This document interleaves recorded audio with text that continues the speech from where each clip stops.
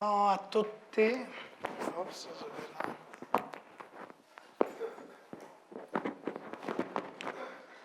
good morning, everyone.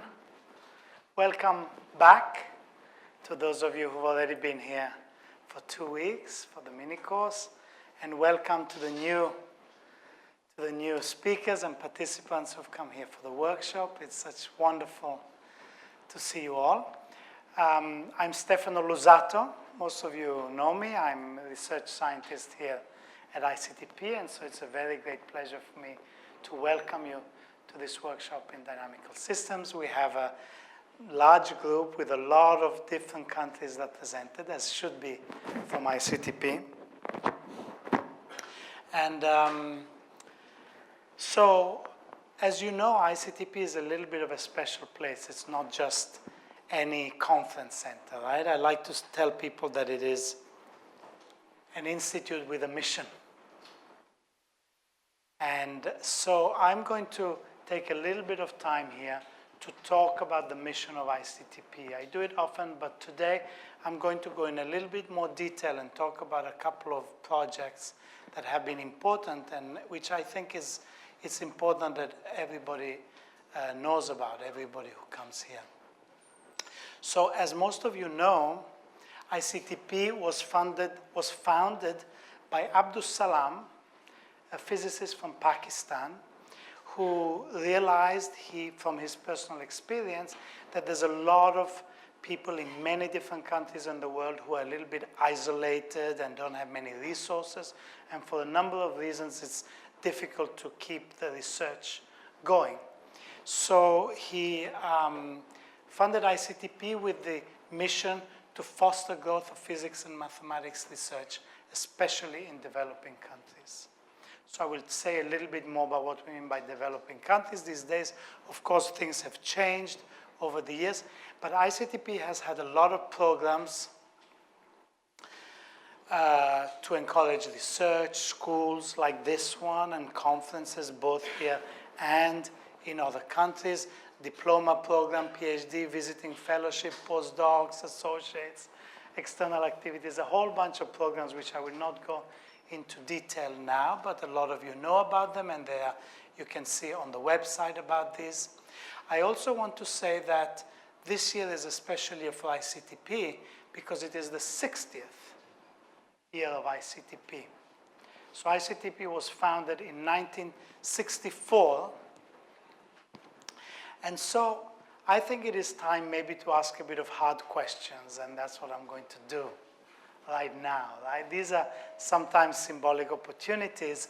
So the hard question I'm going to ask is, have these programs worked? Right? We've been doing this for a long time. So I have two answers for this. On an individual level, absolutely yes. You know, I think you are all having the experience of benefiting from these programs. There are many people I know. When I first came to ICTP 15 years ago, I met Professor Marzougui from Tunisia, who is here, Professor Akhtam Zalilov from Uzbekistan, who is also here, colleagues from Iran, Professor Kadim Wal, who was a student here and now is a professor at IMPA. So there's a lot of really amazing individual success stories in which ICTP has played a fundamental role. All my friends and colleagues from Brazil and Uruguay and South America and so on. But what has the impact been at a country level? You know, has ICTP been able to really support countries, the research level of a whole country, to improve? And I think this is an important question. I should say, and I will say a little bit more about this, that this was not the objective of Abdus Salam when he started. So first of all, let me, to answer this question, we have to somehow understand what is the state of the art. What is the state of research in mathematics in different countries, right? So this is very difficult to establish, to find the metrics, right? I asked a few months ago, I asked the library at ICTP to do a little research, which I thought could be quite interesting. And this research was this, to choose the 5 top journals in mathematics, right? The Annals of Mathematics, Invenciones, Acta Mathematica, Journal of AMS, and IHES, which are pretty much, I think, universally considered the top journal in mathematics. And to look at the last 10 years, and to look at all the papers that have been published in the last 10 years in these 5 journals. So in 10 years, in these journals, there's 1,500 journals written by 2,578 authors. So of course, some authors write more papers. This is the sum of all the authors of all the papers, right? And then I said, okay, let's look at the affiliations, the countries of the affiliations of these 2,500 authors, right? So I don't think you will be surprised when I tell you that 10 countries account for 2,100 of these authors, right? 80% of the authors come from just 10 countries, which are obviously ones, the USA, Germany, France, China, Japan, and so on. So only 49 countries are even represented with one affiliation, right? And there is only one author from Africa in these 2,500 authors, right? So, disclaimer, obviously, this is not the only way to measure the quality of research. You do not have to publish in one of these journals to be a great researcher and so on. This kind of research can be extended. We can look at more, we can take more journals and so on. There's a question of interpretation, but I think it is an interesting statistics to know anyway. It is interesting to reflect on this, right? So the question is why? So there's 2 kind of immediate, trivial, possible answers. Lack of talent?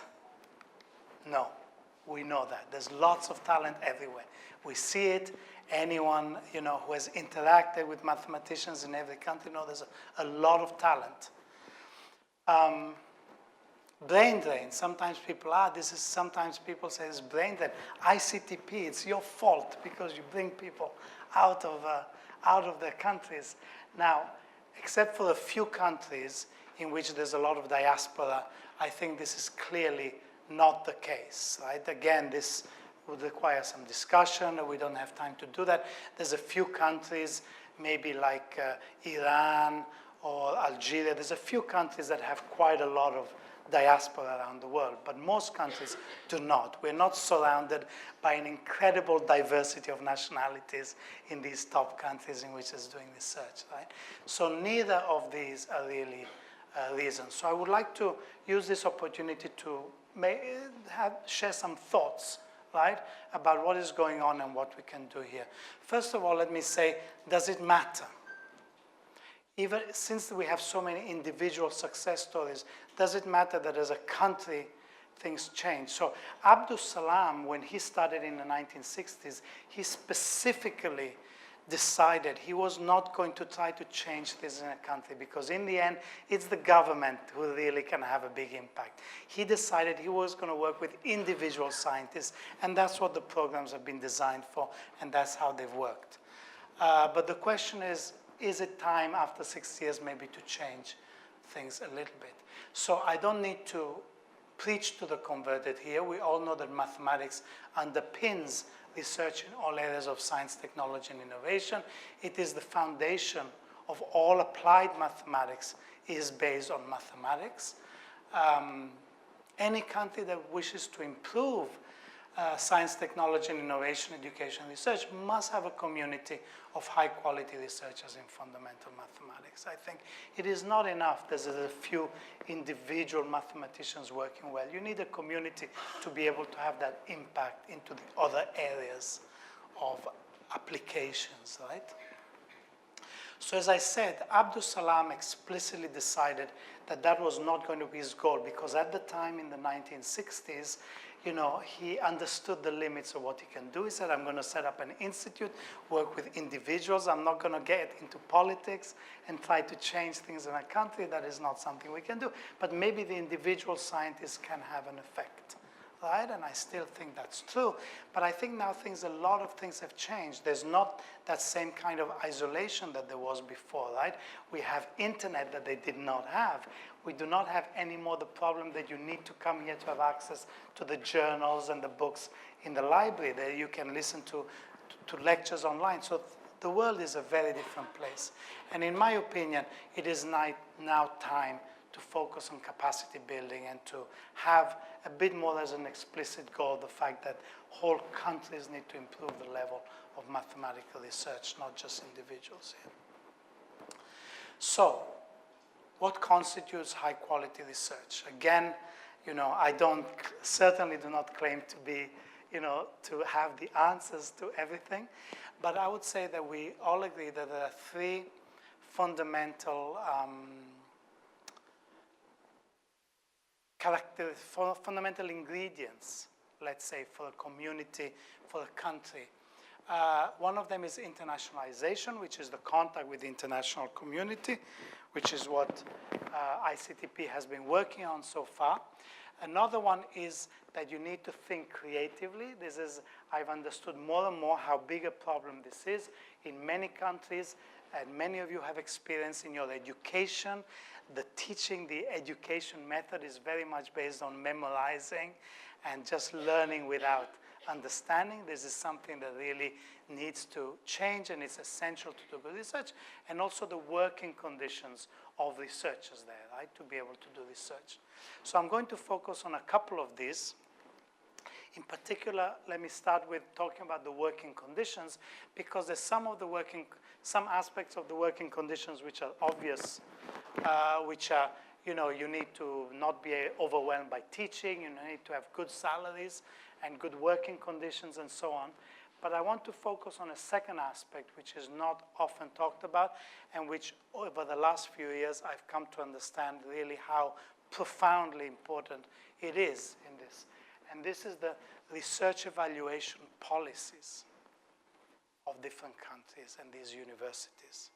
This means, how do the countries evaluate your research for hiring, for promotion, right?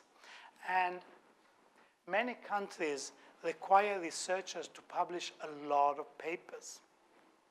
Many countries, many universities say you need to publish 4 papers every year, for example, right? I think many of you will be in that kind of situations. This is a problem, of course. Some researchers comfortably publish 4 good papers a year, but ultimately, having this kind of requirements literally encourages low-level research. You're never going to publish a paper in the annals if you've got to publish 4 papers every year. Let's face it, it's very unlikely. And I think this is really a big issue that is not yet part of the global conversation about mathematics, right?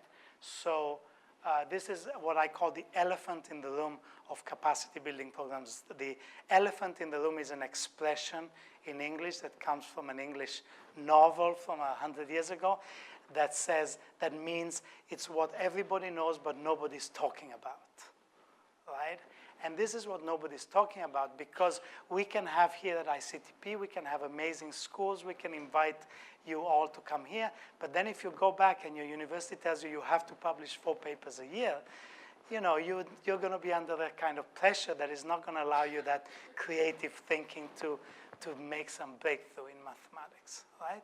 So I think this is a very important discussion, and this is not, I am working inside ICTP to make this part of the discussion. It is a big discussion that really should be done at the level of the International Mathematical Union. even the publishers. I mean, it's a discussion because many countries now have set themselves up and people in these countries to publish a lot of papers, you know, but there are people in some countries that publish hundreds of papers, but in journals where you just pay to get published and they're not really contributing to research. So I think this is one very important point, and I want to say this because all of us are involved in this, right, some in one way or another. Okay, so the second is about internationalization and creative thinking. Of course, all these three are very connected. Creative thinking is a little bit of something aside. I'm going to focus especially on this internationalization point. And for 60 years, ICTP has been involved precisely in this, right? In various programs that basically boil down to either organizing events in and for developing countries like this one or other workshops in countries, and sponsoring students or researchers to come here or, you know, in very different ways. So as I've said, my impression, my conclusion is that this has been amazing for individual people, but it has not worked so well. So yes, so I want to say, today, ICTP used to be the only organization that did that. Nowadays, there's many organizations that offer very similar opportunities, but this has not had a major impact on capacity building in countries, as we have seen. So what should we do? Why is that? So I think, again, here, we don't have time to have a big discussion of this, but I think most of the problem is that these programs lack continuity and coordination, right? So for example, if you come, many of you who are coming to this event, you have a great 3 weeks, you talk to people, but then you go back to your country and then you have nobody to talk to, right? And then next year, maybe if you're lucky, you go to another one, or maybe there's a workshop in your country, but it's in algebraic geometry, you know, and then you follow this in algebraic geometry. So there's a real problem with continuity. And also coordination. There's a lot of countries that even offer PhD fellowships for students to study abroad, but they're not coordinated. They go and they study different things. They come back. There's no critical mass in any subject, right? So we have a problem. So I want to offer an alternative. This is a program that I've been working on for several years now. It's called the International Mathematics Master. Maybe I shouldn't say an alternative, but an additional program, which I hope fills the cracks of many of these existing programs, all of which are important. So I want to say a little bit of what this International Mathematics Master is. So the key behind this, the idea of this program is that it should be a network of master's programs, 2 years master's programs, which should be internationally competitive, which means as good as any other program in Europe or the US, hosted by an existing institution in developing countries that gives the degree, taught by teams, I will explain a bit more, of local and international faculty. The international is crucial here, which can become hubs of creative teaching and research, and an alumni association that continues the coordination of the students once they follows the careers of the students once they're finished. So the idea is that this network, because it's 2 years MSc, provides the continuity and the coordination that shorter programs do not provide, right? So I know this sounds like, okay, it's a very nice idea, but what are you going to do about it? And the thing is that the IMM already exists. Some of you know about this, so I want to say a little bit about what it is. So the pilot program of the IMM was started in 2019. We signed a memorandum of understanding between ICTP as the director of ICTP and the rector of a university in Pakistan called Comsats University, Islamabad, Lahore. And for 4 years, it was running in this university. I will say a little bit more about what we did there. And then since last year, we moved to a different university. It was part of the ICTP system. It was already planned, the fact that it might be possibly moved to a different university. So since 2023, it's been at the Lahore University of Management Sciences, which is one of the most prestigious universities in Pakistan. In fact, it's in the Times Higher list, very honorable number 44 in a list that starts with the Caltech here. It's an ICTP affiliated center, and it's got the label of the European Mathematical Society Emerging Regional Center of Excellence. I should say also that a few of the participants here are part of this program here. We have a couple of students who are participating here who are students in this IMM here. From September 2024, we will open a second branch. I'm very excited about this. So in Algeria, this is National Higher School of Mathematical Sciences in Algeria. It's a new university, also very competitive, selective, prestigious university. I visited there a few months ago with Professor Peter Stevenhagen, who is now with me. We are kind of co-directors of this program, and we met a lot of enthusiastic students, so we're going to open that. So let me say a little bit about the impact and the success. I think, again, it's about how do you evaluate the success of a program. And I think I thought about this right from the beginning, and it was clear to me that in the end, you can have as big, amazing professors, you can have everything you want, but in the end, what really matters is how the students do after the program, right? That is really what determines the impact and the success. And I'm very glad to say, so far we've got 30 IMM graduates, and 20 of them are now in Europe and the US having achieved some scholarships, which most of them, I think, would have had very hard time doing if it wasn't for the IMM. Several of them are doing their PhDs. Some of them went on to an MSc, because in these initial stages, maybe the MSc was not really fully at the level of a European MSc, but 10 of them are doing PhDs. Wajid Zara is at the Berlin Mathematical School. Hassan Abdelrahman is actually from Algeria. He was an international student. Ibrahim was also an international student from Nigeria, was studying there. So there were some international students there. Daniel, so there were 10 students who are now doing their PhDs following the IMM program, and I'm very happy that they're doing so well. And we have an alumni community so that they keep in touch and they help the existing students with their difficulties and to apply and so on. So this program requires quite an innovative teaching model, because it is based on visiting professors, right? And this is a non-trivial system to have, because visiting professors is not ideal, of course. Ideally, you want professors who can go there for 6 months, right, for the whole semester and teach just like you have a regular. But another choice that I realized we had to make at the beginning of this program is, if you really want top-level professors who are involved in international research, most of them are not going to be able to go there for the whole semester. They can go maybe for 2 weeks, right? And so we need to make a decision, and we decided that that is what we wanted, and we would make that work. And we have tried various teaching models, and now we've converged to one that I think works very well. And this is that each course has a teaching team. And this team consists of 1 local professor and 2 international professors. Each one visits for 2 weeks, right? So over a semester, which is like 13, 14 weeks, the students will have, for each course, 4 weeks of those will be taught by international professors that come at different times for 2 weeks. And then the rest of the time, the local professor will teach.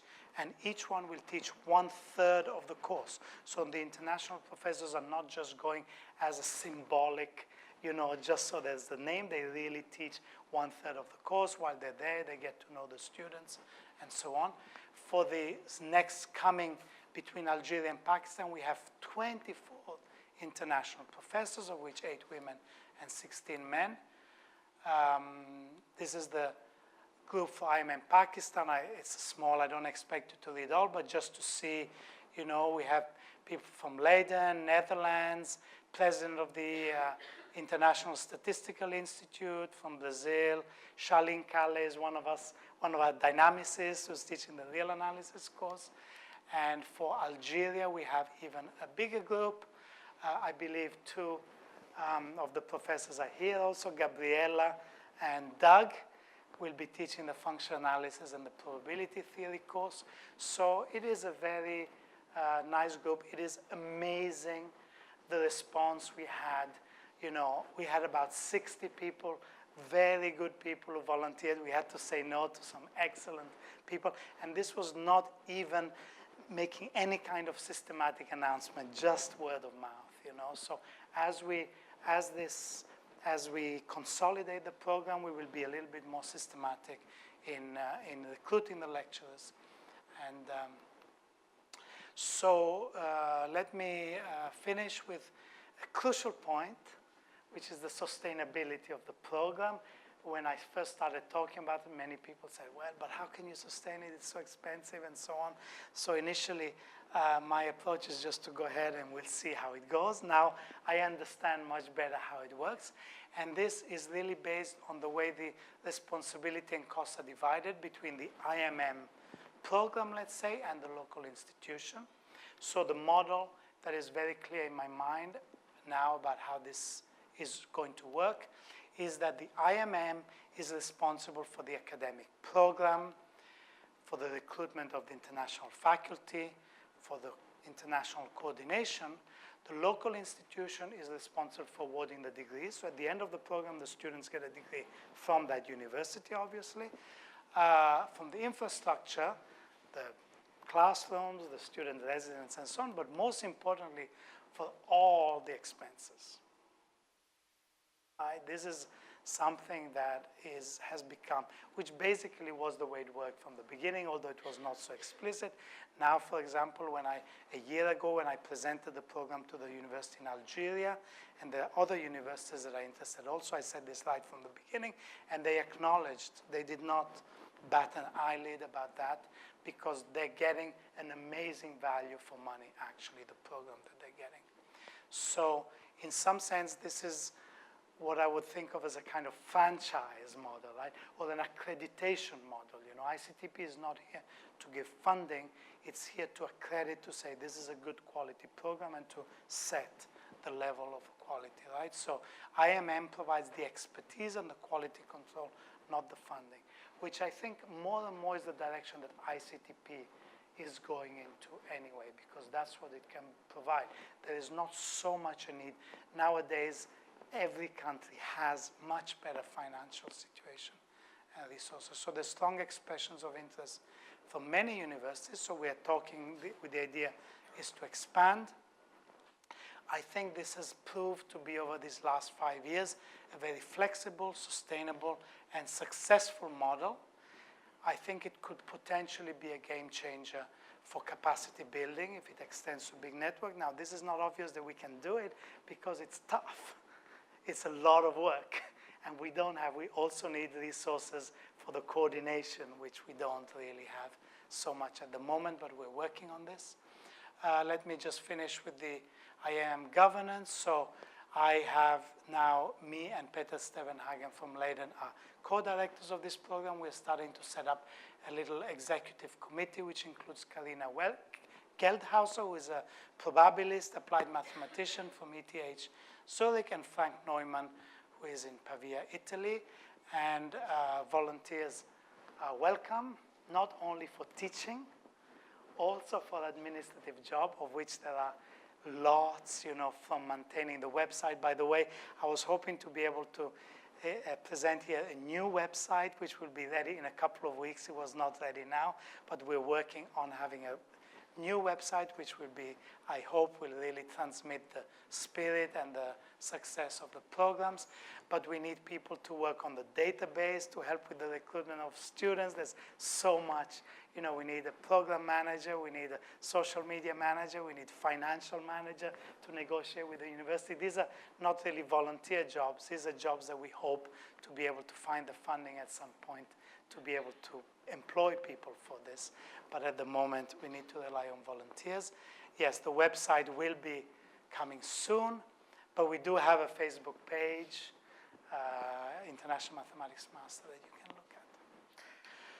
Okay, so this is really the background. I'm out of time, and indeed, let's come back to the school and workshop on dynamical systems, for which we're all here. So first of all, a big thank you to all the lecturers of the last couple of weeks who did an amazing job. The feedback I got was really that it was fantastic. This week we have the workshop. We will have 22 research talks by world experts. Tuesday afternoon will be a poster session. So unfortunately, we do not have time or space for contributed talks because the time was too tight and we could not have parallel. We did not want to have parallel session, but we'll have a poster session and refreshments will be out in the balcony. So come and have some drink and food and look at the poster. Wednesday and Friday afternoons are free for you to talk or to visit Trieste. There's lots of nice places to go to Trieste. I want to give a huge thank you to the secretary, Monica, who is on a well-deserved holiday this week, so she could not come here, unfortunately, but I don't know where we would be without her. I think probably half of you would not have made it here without her. So I really, really think she did an amazing job. And yes, welcome everyone from all the organizers, Jose Alves, Jacopo De Simoi, myself, Corina Olcicai, and Marcelo Viana, who could not come. So, best wishes, thank you to everybody.